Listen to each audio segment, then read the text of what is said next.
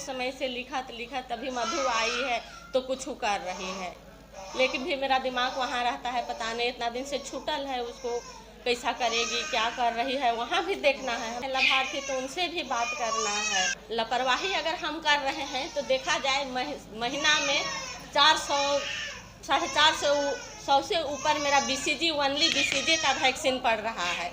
उसके बाद में फिर हेपेटाइटिस B पड़ रहा है, पोलियो पड़ रहा है नवजात बच्चा को, उसके बाद और सारा वैक्सीन पड़ रहा है तो अलग।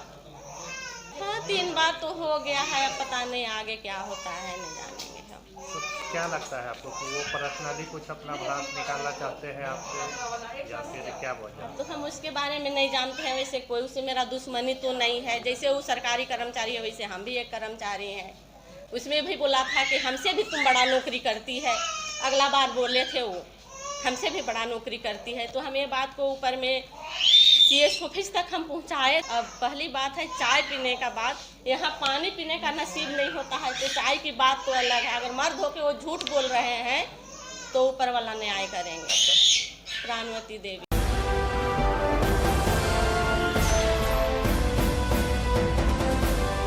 अस्पताल मैनेजमेंट की दबंगई के कारण कर्मचारी अब परेशान हैं। वहीं मैनेजमेंट के द्वारा एक महिला कर्मचारी को प्रताड़ित और अभद्र व्यवहार करने के संबंध में अस्पताल के मुखिया को आवेदन सौंपा गया है और न्याय की गुहार लगाई है।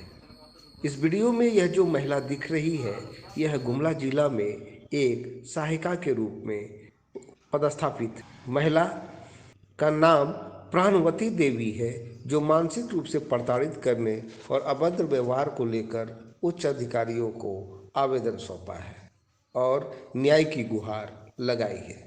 पीड़ित ने अपने आवेदन में कहा है कि पालकोट प्रखंड से पहुंचे लाभार्थी को वैक्सीन लगाने MCH में आए थे। भीड़ के वजह से वैक्सीन का डोज नहीं दे पाया था और देर भी हो चुकी थी। बताया कि एक वैक्सीन में 2 आदमी को दिया जाता है, जिससे एक के बाद वैक्सीन डोज बेकार हो जाता, जिसको लेकर नहीं दिया गया। जिसके बाद लाभार्थी की शिकायत पर HM रविशंकर सौरभ टीका केंद्र पहुंचे और दबंगई के साथ काम छोड़ने और नौकरी से रिजाइन देने की बात कही। साथ ही HM के द्वारा अभद्र व्यवहार करने की भी बात कही गई। हालांकि अस्पताल प्रबंधक रविशंकर सौरभ ने लगाए गए सभी आरोप को बेबुनियाद बताया। इधर अस्पताल के उपाधीक्षक डॉक्टर आनंद उरांव ने कहा है कि पीड़ित ANM महिला के द्वारा आवेदन दिया गया है। अस्पताल प्रबंधक के ऊपर एक महिला कर्मचारी से अभद्र व्यवहार करने की बात सामने आई है, जिसमें जांच की जा रही है। गुमला से अजीत सोनी की रिपोर्ट। 11:30 बज रहा था तो अकेले थे, भीड़ तो देखिए रहे हैं रोज यहाँ कितना भीड़ होता है। अब हम लिखेंगे कि देंगे कि आदमी को समझाएंगे, 4th ग्रेड भी नहीं है मेरे पास, तो हम इतना बोले। पालकोट का आदमी था, अब हालांकि हम उसको सुई दिए, इत्मीनान हुए तो कुछ कम हुआ भीड़ तो हम दिए, लेकिन उसको बोले कि ठीक है हम अकेले हैं, देने आज नहीं सकेंगे। तो इतने में वो HM के पास गया, पता नहीं HM का मेहमान है कि काहे नहीं जानेंगे, काहे कि इससे पहले भी HM बोले थे, वो भी पालकोटे का था। तीसरा बार पालकोट का आदमी को लेके वो बोले हैं हम 1 साल से बोल रहे हैं कि स्टाफ दीजिए, अकेले संभव नहीं है, सुई दे कि लिखें।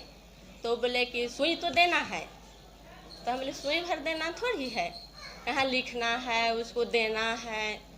तो HM बोले कि ऐसा तुम कह रही है तो लिख के दो, रिजाइन दो। तो हम बोले ठीक है 15-20 मिनट हमको टाइम दीजिए, हम लिखते हैं। है ना भाई, मेरे ऊपर में भी तो साहब लोग हैं, अगर वो लोग बोलेंगे रिजाइन देने के लिए तो दे देंगे। HM बोले हैं कि चाय पी रही है, बताइए इतना भीड़ में हम अभी चाय पी रहे हैं। उस दिन भी अकेले थे, पूछा जाए मेरा काउंसलर से, अगर वो काउंसलर से पूछने बोलते हैं तो पूछा जाए काउंसलर से कि वो बोले हैं कि नहीं बोले हैं। इससे पहले भी वो हमको बोल के अनाप शनाप गए हैं, हाँ पहले भी किए हैं, तीसरा बार हुआ है। एक बार शशि बाबू थे, उस समय भी बोले थे, उस समय भी 3 बजे आया था, कोई पालकोटे का था। तो बताइए एक बच्चा के लिए रोटा वैक्सीन में 2 आदमी का रहता है, तो खोल देंगे 3 बजे, तो फिर 1 डोज तो मेरा खराबे ना हो जाएगा। वो मर्द है, वो कुछ भी बोल सकते हैं, हम औरत हैं, कमज़ोर हैं, इसलिए हम सुनते रहेंगे। मानसिक रूप से आप प्रताड़ित महसूस हो रहे हैं? हाँ, और हाँ हमको है ही इतना वजन है, काम का देख रहे हैं, आए हैं उस समय से लिखत अभी मधु आई है तो कुछ कर रही है, लेकिन भी मेरा दिमाग वहाँ रहता है, पता नहीं इतना दिन से छूटल है, उसको कैसा करेगी, क्या कर रही है, वहाँ भी देखना है। लाभार्थी तो उनसे भी बात करना है। लापरवाही अगर हम कर रहे हैं तो देखा जाए महीना में 400 450 से ऊपर मेरा BCG ओनली BCG का वैक्सीन पड़ रहा है। उसके बाद में फिर हेपेटाइटिस B पड़ रहा है, पोलियो मिली है। HM जो रवि है हमारे अस्पताल मैनेजर, उनके द्वारा MCH स्टाफ जो हमारी टीकाकरण करती है उसके साथ अभद्र व्यवहार किया गया, उसके साथ ठीक से वो पेश नहीं आए। इसको हम लोग संज्ञान में ले लिए हैं और इसके लिए एक लिखित भी आवेदन प्राप्त हुआ है। उसके एवज में हम लोग स्पष्टीकरण पूछेंगे और साथ ही साथ जो भी कार्रवाई होगी हम लोग उसे करेंगे। हाँ, चूँकि ये सार्वजनिक अस्पताल है और सरकारी अस्पताल है, यहाँ पे मरीज आते हैं, बहुत दूर दराज के लोग आते हैं, गरीब लोग आते हैं जिनके पास पैसा भी नहीं रहता है। अगर हम लोग उन लोगों के साथ ऐसा बात व्यवहार विचार करेंगे तो फिर वो लोग कहाँ आएंगे, कहाँ जाएंगे। तो इसके लिए हम लोग अंकुश लगाएंगे, HM को बुलाएंगे, अपने पास में बुलाऊंगा ऑफिस में, उनसे बात करूंगा इस तरह की वारदात क्यों वो कर रहे हैं, क्या मोटो है उनका, और साथ ही साथ आप कर्मचारियों के साथ भी इस तरह का अभद्र व्यवहार क्यों कर रहे हैं। साथ ही साथ आप जो मरीज आते हैं उसके अटेंडेंट और मरीजों के साथ भी कुछ अभद्र बात करने की बातें सामने आई। उस पर हम लोग यहाँ से अपनी ओर से जितना कार्रवाई कर सकते हैं हम लोग कार्रवाई करेंगे और उच्च अधिकारी को इसके बारे में फिर हम लोग लिखित में जानकारी देंगे। दिनांक को एक व्यक्ति आए, बोले कि हमको एक टीका लेना है, बच्चों को टीका दिलवाना है। उस संबंध में हमारे चैम्बर में आकर उन्होंने कंप्लेन किया कि वहाँ पर जो ANM है हमको टीका नहीं दे रही। तो हम बोले कि ऐसा क्या कारण है जो टीका नहीं दे रही है, आपका डेट सही है? तो बोला कि हाँ डेट सही है।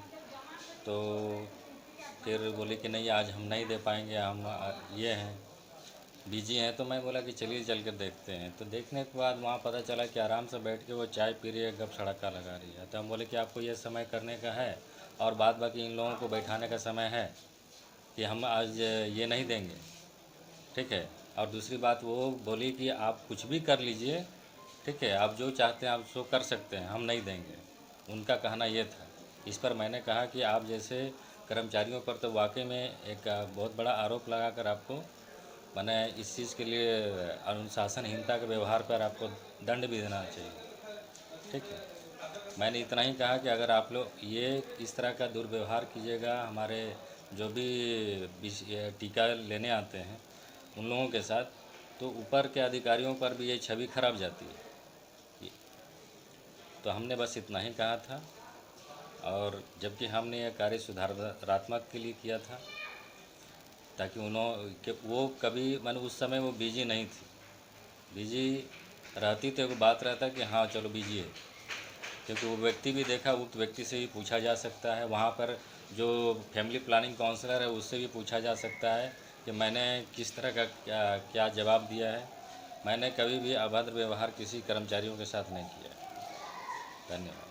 वो तो आरोप लगा रहे हैं कि जो अभद्र व्यवहार किया गया था। तो आरोप लगा सकती है, वो कुछ भी कर सकती है, लेकिन जो हमने जो कहा है आरोप निराधार है या बेबुनियाद है? बेबुनियाद है।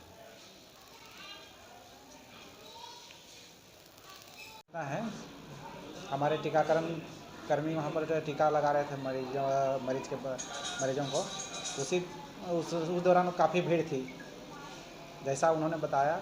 बाद में मैंने भी जाके उस पर जांच किया तो पता चला कि सही उसमें भीड़ थी, और हमारे जो हॉस्पिटल मैनेजर थे उन्होंने उनको जाके कुछ पैरवी की और कुछ अपशब्दों का प्रयोग किया।